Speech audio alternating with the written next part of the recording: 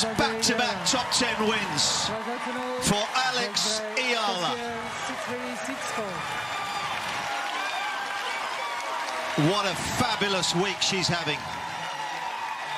A fabulous month on the grass as well. Alex Eala just eliminated the woman who won the Italian Open 12 days ago.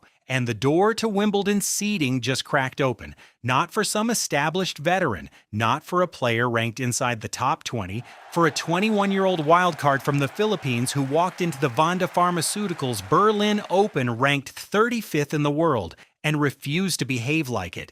This isn't a feel-good recap. This is a forensic look at what actually happened at the Steffi Graf Stadion in Berlin, and why the numbers tell a story almost nobody is talking about. She's in disbelief right now. But when this win just settles in and she can absorb... Before Eala struck a single ball in Berlin, she was already in a fight. A wave of late player withdrawals forced a major draw reshuffle at the Berlin Open. Wildcards, the lowest priority entrants in any WTA draw, are almost always the first to absorb the consequences. Changed opponents, altered schedules, last-minute disruptions. Eala took all of it, and then in a press conference that circulated across every major tennis platform within hours, she said something that stopped the room. I am not asking for special treatment. I am asking for fair treatment. 8 words, no anger, no drama, just precision. And anyone paying attention knew exactly what kind of competitor had shown up in Berlin. Her opening match confirmed it. Across the net was Croatia's Donna Vekic, a player so beloved by Filipino fans they'd given her a nickname, Tita Donna, Auntie Donna. It started at a Philippine Open event when Vekic, charmed by the crowd's warmth, jokingly asked them to adopt her once Eala was eliminated. The fans never forgot it. Eala showed no sentiment. She defeated Vekic 7-5, 6-4, hitting 7 aces and saving 12 of 14 breakpoints along the way. 12 of 14 on grass against a player who came into Berlin in strong form. That's not a hot streak showing up in one statistic. That's a pattern. And her grass court record entering the Berlin semifinals backed it up. 9 wins, 1 loss in 2026. Then came Elena Rybakina, world number 2. Reigning Australian Open champion, one of the most technically complete players on tour. The kind of opponent who ends breakthrough stories in the second round. Eala defeated her 7-5, 6-4 in the round of 16. 6 career wins against top 10 players, and now 2 of them in the same tournament, the same week, on the same surface. But the quarterfinal was something else entirely. Elina Svitolina walked onto the grass at the Steffi Graf Stadion on June 19th carrying weight that most athletes never have to carry. Svitolina is Ukrainian. Since the escalation of the Russia-Ukraine conflict, she's refused post-match handshakes with players from Russia and Belarus, a stance so significant that tournament officials at the 2026 Australian Open issued a pre-match announcement just to prepare the crowd. She played her semifinal there against world number 1, Aryna Sabalenka, knowing that fans back in Kyiv were watching from bomb shelters. She lost 6-2, 6-3. She kept playing. Then on May 16th, 12 days before Berlin, Svitolina won the Italian Open in Rome. Her 3rd title there, she beat world number 4, Coco Gauff, in the final. And in her victory speech, she dedicated the trophy to Ukraine.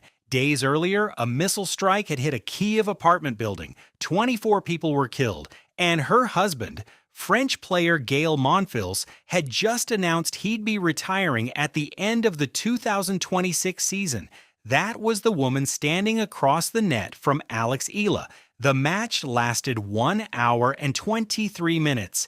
Eala broke immediately, racing to 3-0 in the first set, then stretching it to 4-1. Svitolina, number 8 in the world, former number 3, one of the most resilient competitors on tour, fought back to 4-3. At that exact moment, facing a player who just won a title weeks earlier, Eala broke right back. First set, 6-3. The second set was more dangerous. Eala built a 5-2 lead and stepped up to serve for the match. That's when Svitolina found her best tennis of the afternoon. She broke, she held. Suddenly, it was 5-4, and then suddenly, it was 0-30 on Eala's serve, with the match hanging in the balance, and that's when things shifted. Eala won the next 4 consecutive points. Sharp angle redirection, the kind of shot selection that doesn't come from one good week. She closed it out with a backhand winner, so final score 6-3, 6-4. Total points won, Eala 66, Svitolina 58. Now here's what those numbers hide and what they actually reveal. Eala's first serve percentage in that match was 59%. Svitolina's was 73%. By conventional tennis logic, the more consistent server controls the match. Svitolina was the more consistent server, and it wasn't close. Yet Eala won 66 total points to Svitolina's 58. How does that happen? Eala broke Svitolina's serve 5 times in 10 attempts. Svitolina won 75% of her own second serve points. Eala won only 44% of hers, and still Eala won by 8 points across 2 sets against a player who just won the Italian Open. The serve didn't win this match. The return game did. Eala's coaching team, Danny Gomez and Joan Bosch, built something out of what the tour had long identified as her primary weakness, her delivery.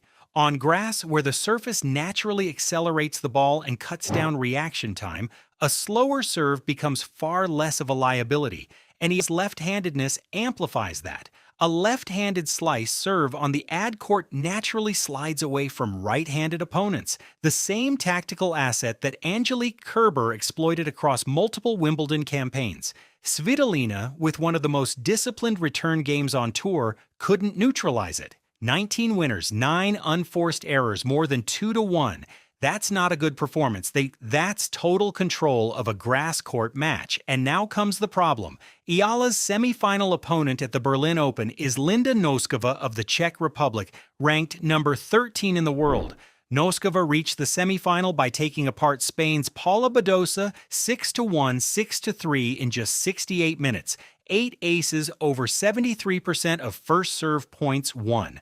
Noskova hits flat, hard, and early. It's a style built to exploit the exact same grass court skid that's been Eala's greatest weapon all week. The head-to-head between these two tells 2 very different stories. Back in 2020, at the French Open Junior quarterfinals, Eala defeated Noskova 4-6, 6-3, 6-2, came from a set down and took control late.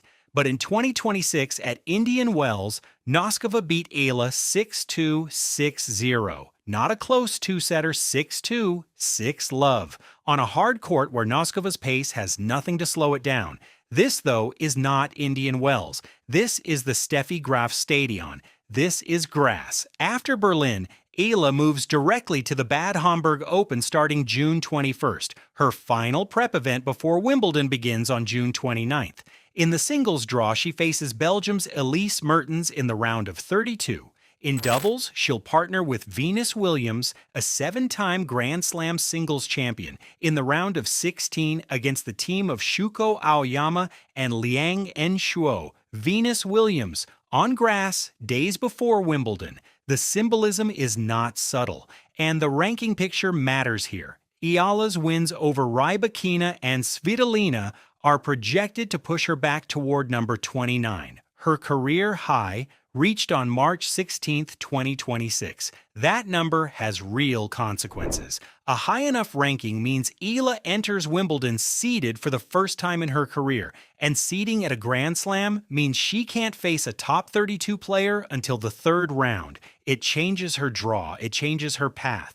It changes what's possible. She left home at 13 to train at the Rafa Nadal Academy in Manacor, Spain. She became the first Filipino player to win a senior Grand Slam main draw match at the 2025 U.S. Open, defeating world number 14, Clara Towson 6-3, 2-6, 7-6 in a tiebreak that went to 11 points, including a controversial net contact dispute that video review settled in Eala's favor. She climbed to number 29, and now she's beaten Elena Rybakina and Elina Svitolina in back-to-back matches on the same lawn.